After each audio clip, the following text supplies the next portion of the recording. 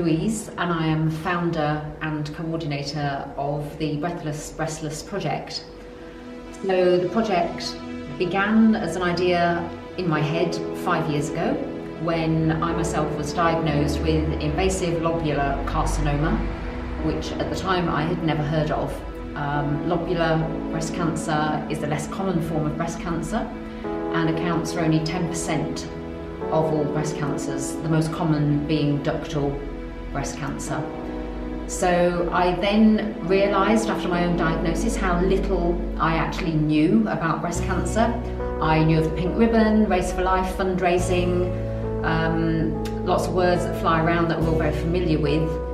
But the reality of it was that myself and my family actually didn't really know what a cancer diagnosis meant.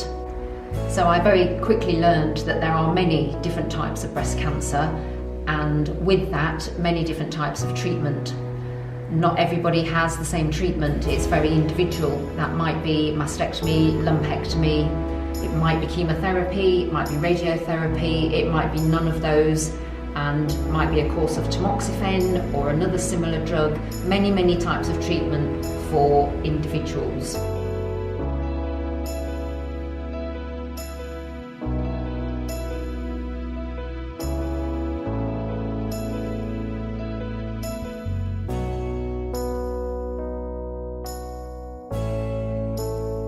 I felt the need to try to get across to family, friends and the general public exactly what a diagnosis could mean to people. So I had this idea in my head. I noted down on a notepad my thoughts to create some sort of art project. I didn't really know how that would work. I do still have the notebook with the words in, here's the idea, and then my little list of what I was actually going to do. Never really imagining that it would ever get off the ground. However, here we are 5 years on, and the exhibition has been shown, this is the 6th time, has been shown in Scotland, first at 17, a council-run hub, at the Arts Centre in Aberdeen, at Fraserburgh Museum for Scottish Lighthouses.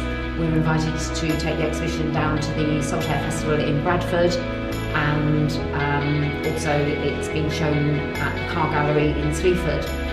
So I never imagined there would be this amount of success and this amount of interest involved with the exhibition. So how it all came about is through social media.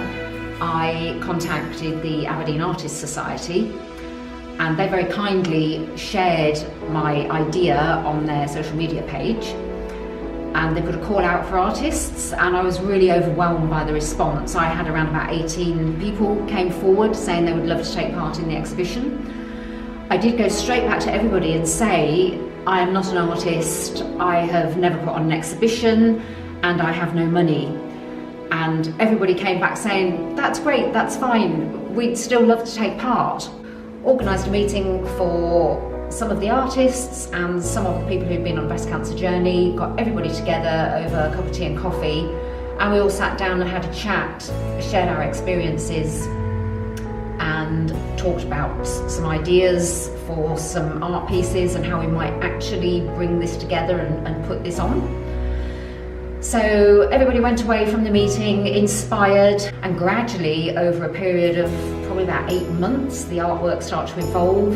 There were photo shoots, there was modelling for life drawing, all these things I'd never really done before. Fantastic to be around inspirational people and being able to share what we'd all been through. My idea was that this would prove to be a cathartic journey for all of those people that took part. In June of 2014, we put the exhibition on for the very first time. We had a huge turnout on opening night. We had around 100 people, including the Lord Provost. We got media coverage. We did a radio interview for Shmoo FM. Press came in, took photographs. It was absolutely amazing, and it really was quite incredible to think what had been an idea in a notepad. Suddenly, here I was stood in the exhibition space, surrounded by my own idea.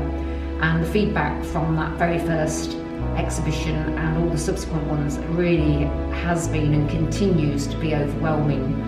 I am always moved by the remarks that people leave in the comments book, and I still don't quite realise the impact that the project has on people's lives.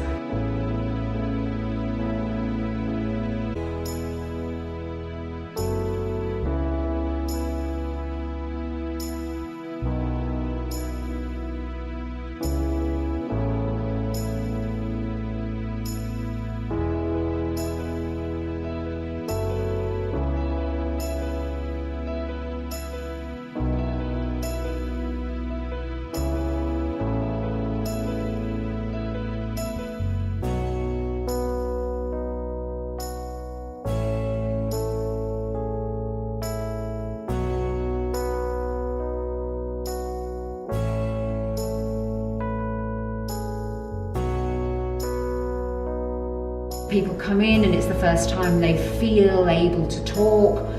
We've had people in who had cancer 20 years ago and have really not spoken to anybody, but have come in and seen the artwork and felt able and have wanted to sit and talk and share their experiences. It is very much about a platform for communication and sharing and raising awareness, not really just for breast cancer, but to the cancer disease in general. Because although the journeys are different, there is very much an overlap in the emotions that people carry with them, the fear, the hope, the effects of treatment, side effects and so on. So it is really quite amazing to see the impact that all the work, the hard work of all the artists and the fact that people have been able to share their stories continues on every time we hang the work on the walls.